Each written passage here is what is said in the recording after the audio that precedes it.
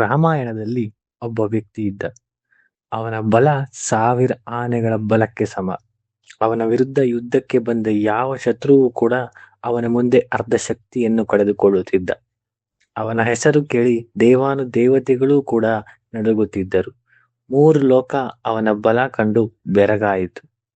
ಆ ವ್ಯಕ್ತಿ ಎಷ್ಟು ಕ್ರೂರವಾಗಿದ್ದನೆಂದರೆ ತನ್ನ ತಮ್ಮನ ಪತ್ನಿಯನ್ನು ಅಪಹರಿಸಿದ. ತಮ್ಮ ಸತ್ಯ ಹೇಳಿದರೂ ಕಿವಿ ಮುಚ್ಚಿಕೊಂಡ. ನ್ಯಾಯ ಕೇಳಲು ಬಂದ ತಮ್ಮನನ್ನು ನೆಲದ ಮೇಲೆ ಹಾಕಿ ಬಡಿದ. ರಾಮ ಬರುತ್ತಾನೆ ಎಂದು ಪತ್ನಿ ಎಚ್ಚರಿಕೆ ನೀಡಿದರೂ ಅಹಂಕಾರದಲ್ಲಿ ಮುಂದೆ ನಡೆದ. ಅವನ ಹೆಸರು ವಾಲಿ. ಕಿಷ್ಕಿಂಧೆಯ ರಾಜ, ಇಂದ್ರನ ಮಗ. ರಾಮಾಯಣದ ಅತ್ಯಂತ ಸಂಕೀರ್ಣ, ಅತ್ಯಂತ ಶಕ್ತಿಶಾಲಿ ಮತ್ತು ಅತ್ಯಂತ ವಿವಾದಾಸ್ಪದ ಪಾತ್ರ. ವಾಲಿ ಸಾಮಾನ್ಯ ವಾನರನಲ್ಲ. ಅವನ ತಂದೆ ಸ್ವಯಂ ಇಂದ್ರ, ದೇವತೆಗಳ ರಾಜ. ಸೃಷ್ಟಿಕರ್ತ ಬ್ರಹ್ಮ ಒಂದು ಮಹಾ ಕಾರ್ಯಕ್ಕಾಗಿ ದೇವತೆಗಳನ್ನು ಆದೇಶಿಸಿದ್ದ. ವಾನರ ಕುಲದಲ್ಲಿ ಮಹಾಯೋಧರನ್ನು ಹುಟ್ಟಿಸಿ ಮುಂದೆ ರಾಮನ ಕಾರ್ಯ ಸಾಧನೆಗೆ ಸಹಾಯ ಮಾಡಿ ಎಂದು ಹೇಳಿದ್ದ. ಆ ಆದೇಶದ ಮೇರೆಗೆ ಇಂದ್ರ ವಾಲಿಯನ್ನು ಜನ್ಮ ನೀಡಿದ. ಸೂರ್ಯ ಸುಗ್ರೀವನನ್ನು ಜನ್ಮ ನೀಡಿದ. ಇಬ್ಬರೂ ಒಂದೇ ವಾನರ ಕುಲ, ಆದರೆ ತಂದೆಯರ ಶಕ್ತಿ ಬೇರೆ ಬೇರೆ. ವಾಲಿ ಕಿಷ್ಕಿಂಧೆಯ ಮಹಾರಾಜ. ಅವನ ಪ್ರಬಲ ದೇಹ ಬಲ, ಅವನ ಯುದ್ಧ ಕೌಶಲ, ಅವನ ಶಕ್ತಿ ಎಲ್ಲ ಅಸಾಮಾನ್ಯ ಮತ್ತು ಅಭೂತಪೂರ್ವ. ಅವನ ಪತ್ನಿ ತಾರಾ ಬುದ್ಧಿಶಾಲಿ, ನಿಷ್ಠಾವಂತ ಸ್ತ್ರೀ. ಮಗ ಅಂಗದ ಪರಾಕ್ರಮಿ ಯೋಧ. ತಮ್ಮ ಸುಗ್ರೀವ ಸೂರ್ಯಪುತ್ರ. ಈ ಇಡೀ ಕುಟುಂಬ ಒಂದು ಮಹಾ ದಿವ್ಯ ಸಂಯೋಜನೆ. ಆದರೆ ವಾಲಿ ಇಷ್ಟೆಲ್ಲ ಇದ್ದರೂ ತನ್ನ ಶ್ರೇಷ್ಠ ಗುಣಗಳನ್ನು ಕ್ರಮೇಣ ಅಹಂಕಾರ ಮತ್ತು ಅಧರ್ಮದ ಮೂಲಕ ಮುಳುಗಿಸಿಕೊಂಡ. ವಾಲಿ ಬ್ರಹ್ಮದೇವನ ಬಳಿ ಘೋರ ತಪಸ್ಸು ಮಾಡಿ ಒಂದು ಮಹಾವರವನ್ನು ಪಡೆದ. ಆ ವರದ ಅರ್ಥ ಸ್ಪಷ್ಟವಾಗಿತ್ತು. ವಾಲಿಯ ವಿರುದ್ಧ ಯಾರು ದ್ವಂದ್ವ ಯುದ್ಧಕ್ಕೆ ಬರುತ್ತಾರೋ ಆ ಶತ್ರುವಿನ ಅರ್ಧ ಶಕ್ತಿ ವಾಲಿಗೆ ಹೋಗುತ್ತದೆ. ಬ್ರಹ್ಮದೇವರು ಈ ವರವನ್ನು ಸಂತೋಷದಿಂದ ನೀಡಿದ. ಆ ಒಂದು ವರ ವಾಲಿಯನ್ನು ಅಜೇಯ ಮಾಡಿತು. ಏಕೆಂದರೆ ಯಾರು ಅವನ ವಿರುದ್ಧ ಯುದ್ಧ ಶುರು ಮಾಡಿದರೂ ಅವನ ಅರ್ಧ ಶಕ್ತಿ ವಾಲಿಗೆ ಸೇರಿ ಹೋಗುತ್ತಿತ್ತು. ಅಂದರೆ ಒಂದು ರೀತಿಯಲ್ಲಿ ವಾಲಿ ಎದುರಿಸಲು ಯಾರಿಗೂ ಸಾಧ್ಯವಿರಲಿಲ್ಲ. ಇದರ ಜೊತೆಗೆ ತಂದೆ ಇಂದ್ರ ಒಂದು ಮಹಾ ಉಡುಗೊರೆ ನೀಡಿದ. ಅದು ಬಂಗಾರದ ಮಾಲೆ. ಈ ಮಾಲೆ ವಾಲಿಯ ಯುದ್ಧ ಶಕ್ತಿಯನ್ನು ಮತ್ತಷ್ಟು ಹೆಚ್ಚಿಸುತ್ತದೆ. ಎಷ್ಟೇ ಗಾಯ ಆದರೂ ಅವನ ಪ್ರಾಣಶಕ್ತಿ ಉಳಿದಿರುತ್ತದೆ. ಈ ಮಾಲೆ ಧರಿಸಿ ವಾಲಿ ದೈತ್ಯ ದುಂದುಬಿ ಜೊತೆ ಯುದ್ಧ ಮಾಡಿ ಗೆದ್ದ. ಮುಂದೆ ಸುಗ್ರೀವ ಅದೇ ಮಾಲೆ ಲಂಕಾ ಯುದ್ಧದಲ್ಲಿ ಧರಿಸಿ ಕುಂಭಕರ್ಣನ ಕೈಯಲ್ಲಿ ಭಾರಿ ಗಾಯ ಆದರೂ ಬದುಕಿ ಉಳಿದ. ಅಷ್ಟು ಶಕ್ತಿ ಈ ಮಾಲೆಗೆ ಇತ್ತು. ವಾಲಿ ಇಂತಹ ಅಪ್ರತಿಮ ಕವಚದೊಂದಿಗೆ ಯುದ್ಧ ಮಾಡುತ್ತಿದ್ದ. ವಾಲಿಯ ಯುದ್ಧ ಶಕ್ತಿ ಅಳೆಯಬೇಕಾದರೆ ಒಂದು ಘಟನೆ ನೋಡಿ. ದೈತ್ಯ ದುಂದುಬಿ ಇವನು ಮಹಾರಾಕ್ಷಸ.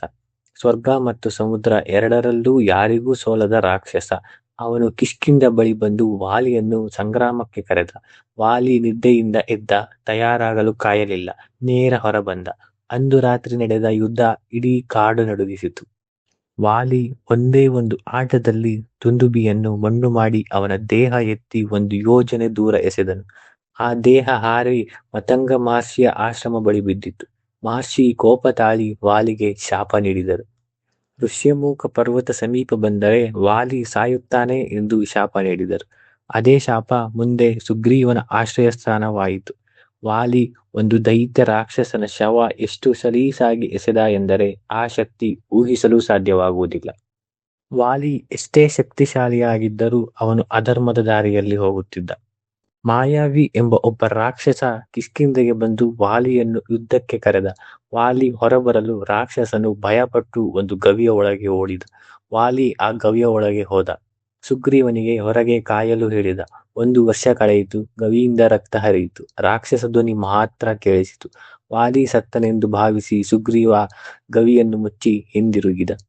ಆದರೆ ವಾಲಿ ರಾಕ್ಷಸನನ್ನು ಕೊಂದು ಹಿಂದಿರುಗಿದ. ಸುಗ್ರೀವ ರಾಜ ಸಿಂಹಾಸನ ಏರಿರುವುದನ್ನು ಕಂಡು ವಾಲಿ ಸಿಟ್ಟಾದ. ಸುಗ್ರೀವ ಸತ್ಯ ಹೇಳಿದರೂ ಕೂಡ ಅದನ್ನು ವಾಲಿ ಕೇಳುತ್ತಿರಲಿಲ್ಲ. ಅಧಿಕಾರದ ದಾಹ, ಅಹಂಕಾರ ಮತ್ತು ಮತ್ಸರ ಎಲ್ಲ ಒಟ್ಟಾಗಿ ವಾಲಿ ತಮ್ಮನನ್ನು ಓಡಿಸಿದ. ಸ್ವಂತ ತಮ್ಮ ಸತ್ಯ ಹೇಳಿದಾಗ ಕೇಳದೆ ಅನ್ಯಾಯ ಮಾಡಿದ. ಇದು ವಾಲಿಯ ಮೊದಲನೇ ಮಹಾ ತಪ್ಪು. ತಮ್ಮನನ್ನು ಓಡಿಸಿದ ವಾಲಿ ಅಲ್ಲಿಗೆ ನಿಲ್ಲಲಿಲ್ಲ. ಸುಗ್ರೀವ ಇನ್ನೂ ಜೀವಂತ ಇದ್ದ. ಆದರೂ ವಾಲಿ ಸುಗ್ರೀವನ ಪತ್ನಿ ರುಮಾಳನ್ನು ಬಲವಂತದಿಂದ ಅಪಹರಿಸಿದ್ದ.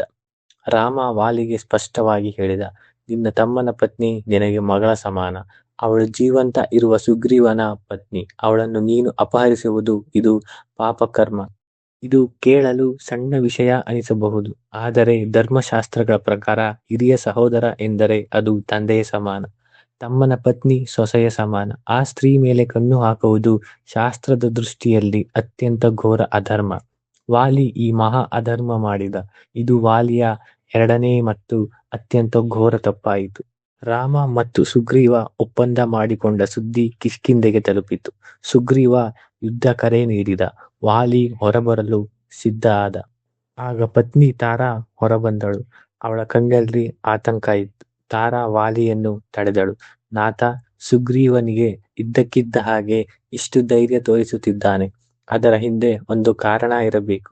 ದಶರಥ ಪುತ್ರ ರಾಮ ಅವನ ಜೊತೆ ಇದ್ದಾನೆ ಎಂದು ಕೇಳಿದ್ದೇನೆ. ಇಂದು ಹೋಗಬೇಡಿ ಎಂದು ವಾಲಿಯನ್ನು ತಡೆಯುತ್ತಾಳೆ. ಆದರೆ ವಾಲಿ ದೇವರ ವಿರುದ್ಧ ಯುದ್ಧ ಮಾಡಬೇಕಾಗಿ ಬಂದರೂ ಸಂಗ್ರಾಮ ಕರೆ ನಿರಾಕರಿಸಲಾರೆ ಎಂದು ಹೇಳುತ್ತಾನೆ. ಇಲ್ಲಿ ವಾಲಿಯ ಅಹಂಕಾರ ಪರಮಾವಧಿ ತಲುಪಿತ್ತು. ಪತ್ನಿ ಎಚ್ಚರಿಕೆ ನೀಡಿದಳು, ಆದರೆ ಸ್ವಾಭಿಮಾನ ಮತ್ತು ಅಹಂ ಅವನ ಕಿವಿ ಮುಚ್ಚಿಸುತ್ತಿತ್ತು. ನನ್ನನ್ನು ಯಾರೂ ಗೆಲ್ಲಲಾರರು ಎಂಬ ಅಜ್ಞಾನ ಅವನ ನಿರ್ಣಯವನ್ನು ಹಾಳು ಮಾಡಿತು. ಇದು ವಾಲಿಯ ಮೂರನೇ ತಪ್ಪು. ಹಿತೈಷಿ ಮಾತನ್ನು ಅವನು ಕೇಳದೆ ಅಹಂಕಾರದಲ್ಲಿ ಮುಂದೆ ನಡೆದದ್ದು. ರಾಮ ಮರದ ಮರೆಯಲ್ಲಿ ನಿಂತು ವಾಲಿಗೆ ಬಾಣ ಬಿಟ್ಟಿದ್ದು ಎಂಬುದು ಅನೇಕರಿಗೆ ವಿವಾದಾಸ್ಪದ ಎನ್ನಿಸುತ್ತದೆ. ಆದರೆ ಇದರ ಹಿಂದೆ ಸ್ಪಷ್ಟ ಕಾರಣ ಇದೆ. ರಾಮ ಸ್ವಯಂ ಹೇಳಿದ, ಸುಗ್ರೀವ ಮತ್ತು ವಾಲಿ ಒಂದೇ ರೀತಿ ಕಾಣಿಸುತ್ತಾರೆ. ಯಾರಿಗೆ ಬಾಣ ಬಿಡಬೇಕು ಎಂದು ತಿಳಿಯಲಿಲ್ಲ. ಅದಕ್ಕಾಗಿ ಅವನು ಮರೆಯಿಂದ ಗಮನಿಸಿದ. ಇದರ ಜೊತೆ ರಾಮ ಮತ್ತೊಂದು ಕಾರಣ ನೀಡಿದ. ವಾಲಿ ತನ್ನ ತಮ್ಮನ ಪತ್ನಿಯನ್ನು ಅಪಹರಿಸಿದ. ಧರ್ಮಶಾಸ್ತ್ರ ಮತ್ತು ಮನುಶಾಸ್ತ್ರ ಸ್ಪಷ್ಟವಾಗಿ ಹೇಳುತ್ತದೆ, ಇಂತಹ ಅಪರಾಧಿಯನ್ನು ನೇರ ಯುದ್ಧದಲ್ಲಿ ಅಥವಾ ಮರೆಯಲ್ಲಿ ಎಲ್ಲಿಂದ ಬೇಕಾದರೂ ವಧಿಸಬಹುದು ಎಂದು. ಅಂತಹ ಮಹಾಪಾಪಿ ಧರ್ಮ ರಕ್ಷಣೆಯ ಅರ್ಹ ಯುದ್ಧವನ್ನು ಪಡೆಯಲಾರ ಎಂಬುದು ಸ್ಪಷ್ಟವಾಗಿ ಹೇಳಿದೆ. ರಾಮನ ಬಾಣ ವಾಲಿಯ ಎದೆ ಭೇದಿಸಿತು. ವಾಲಿ ನೆಲಕ್ಕೆ ಬಿದ್ದ. ಆ ಕ್ಷಣ ಮೊದಲು 3 ಲೋಕ ನಡುಗಿಸಿದ ಮಹಾಯೋಧ ನೆಲಕಚ್ಚಿದ. ವಾಲಿ ರಾಮನ ಕಡೆ ತಿರುಗಿದ. ತನ್ನ ಮೇಲೆ ಮರದ ಮರೆಯಿಂದ ಬಾಣ ಬಿಟ್ಟು ಅನ್ಯಾಯ ಮಾಡಿದೆ ಎಂದು ಪ್ರಶ್ನಿಸಿದ. ರಾಮ ಸ್ಪಷ್ಟವಾಗಿ ಉತ್ತರ ಕೊಟ್ಟ. ವಾಲಿ ಕೇಳಿದ, ಅರ್ಥ ಮಾಡಿಕೊಂಡ, ಕ್ಷಮಿಸಿದ. ವಾಲಿ ಸಾಯುವ ಮೊದಲು ರಾಮನಿಗೆ ಧನ್ಯವಾದ ಹೇಳಿದ. ಇತರ ದೇವರು ವರ ಕೇಳಿದ ನಂತರ ನೀಡುತ್ತಾರೆ. ನೀನು ನನಗೆ ಕೇಳಿದ ಜ್ಞಾನವನ್ನು ನೀಡಿದೆ. ಮಹಾ ಋಷಿಗಳು ಯುಗಾಂತರ ತಪಸ್ಸು ಮಾಡಿ ದೇವರ ದರ್ಶನ ಪಡೆಯಲು ಪ್ರಯತ್ನಿಸುತ್ತಾರೆ. ಅದನ್ನು ನೀನು ನನಗೆ ಬಳಿ ಬಂದು ಕೊಟ್ಟೆ ಎಂದು ಸ್ಪಷ್ಟವಾಗಿ ಹೇಳಿದ. ವಾಲಿಯು ತನ್ನ ಮಗ ಅಂಗದನ ಬಗ್ಗೆ ಮತ್ತು ಪತ್ನಿ ತಾರಾ ಬಗ್ಗೆ ರಾಮನ ಬಳಿ ಕೋರಿದ. ರಾಮ ಎಲ್ಲವನ್ನು ಒಪ್ಪಿ ಸಮಾಧಾನ ಮಾಡಿದ. ವಾಲಿಯು ಕೊನೆಯುಸಿರು ಬಿಟ್ಟ. ಅದು ಶಾಂತಿಯಿಂದ. ಇಂದಿಗೂ ಅನೇಕರು ಕೇಳುತ್ತಾರೆ, ರಾಮ ವಾಲಿ ಮೇಲೆ ಮರದ ಮರೆಯಿಂದ ಬಾಣ ಬಿಟ್ಟಿದ್ದು ಸರಿಯೇ ಎಂದು. ವಾಲ್ಮೀಕಿ ರಾಮಾಯಣದಲ್ಲಿ ಇದಕ್ಕೆ ಉತ್ತರ ಸಿಗುತ್ತದೆ. ರಾಮ ಸ್ಪಷ್ಟವಾಗಿ ಹೇಳಿದ್ದಾನೆ. ವಾಲಿ ತನ್ನ ತಮ್ಮ ಸುಗ್ರೀವನ ಪತ್ನಿ ರುಮಾಳನ್ನು ಸುಗ್ರೀವ ಜೀವಂತವಾಗಿ ಇರುವಾಗಲೇ ಅಪಹರಿಸಿದ. ಇದು ಧರ್ಮ ಮತ್ತು ಶಾಸ್ತ್ರಗಳ ಪ್ರಕಾರ ಮರಣದಂಡನೆಗೆ ಅರ್ಹ ಪಾಪ. ವಾಲಿ ಈ ಶಿಕ್ಷೆ ಪಡೆಯಬೇಕಿತ್ತು. ರಾಮ ಈ ದಂಡನೆ ನೀಡಿ ವಾಲಿಯನ್ನು ಅವನ ಪಾಪದಿಂದ ಮುಕ್ತ ಮಾಡಿದ. ಇದರ ಜೊತೆ ವಾಲಿ ತಮ್ಮನ ಮಾತು ಕೇಳದೆ ರಾಜ್ಯ ಕಸಿದ. ಸತ್ಯ ಕೇಳಲು ಮನಸ್ಸು ಮಾಡಲಿಲ್ಲ. ಅಧರ್ಮದ ಮೇಲೆ ಅಧರ್ಮ ಮಾಡಿದ. ರಾಮ ಅವನ ಶತ್ರುವಾಗಿ ಬಾಣ ಬಿಡಲಿಲ್ಲ. ಧರ್ಮ ರಕ್ಷಕನಾಗಿ ಶಿಕ್ಷೆ ನೀಡಿದ. ಅದೇ ವ್ಯತ್ಯಾಸ. ವಾಲಿಯ ಕಥೆ ಇಲ್ಲಿಗೆ ಮುಗಿಯಲಿಲ್ಲ. ಜನಪದ ಮತ್ತು ಪುರಾಣ ಪರಂಪರೆಗಳ ಪ್ರಕಾರ ವಾಲಿ ಮರುಜನ್ಮದಲ್ಲಿ ಜರ ಎಂಬ ಬೇಡನಾಗಿ ಹುಟ್ಟಿದ. ದ್ವಾಪರ ಯುಗದಲ್ಲಿ ಅದೇ ಜರ ಮರೆಯಲ್ಲಿ ಒಂದು ಗಿಡ ಎಂದು ತಿಳಿದು ಬಾಣ ಬಿಟ್ಟ. ಆ ಬಾಣ ಕೃಷ್ಣನ ಪಾದ ಮುಟ್ಟಿ ಕೃಷ್ಣ ಮರ್ತ್ಯಲೋಕ ತ್ಯಜಿಸಿದ. ಈ ಕಥೆ ಕರ್ಮಚಕ್ರದ ಮಹಾ ನ್ಯಾಯ ತೋರಿಸುತ್ತದೆ. ವಾಲಿ ಮರೆಯಿಂದ ಬಾಣ ತಿಂದ. ಮರುಜನ್ಮದಲ್ಲಿ ಮರೆಯಿಂದ ಬಾಣ ಹಾಕಿದ. ಕರ್ಮ ಸಮವಾಯಿತು.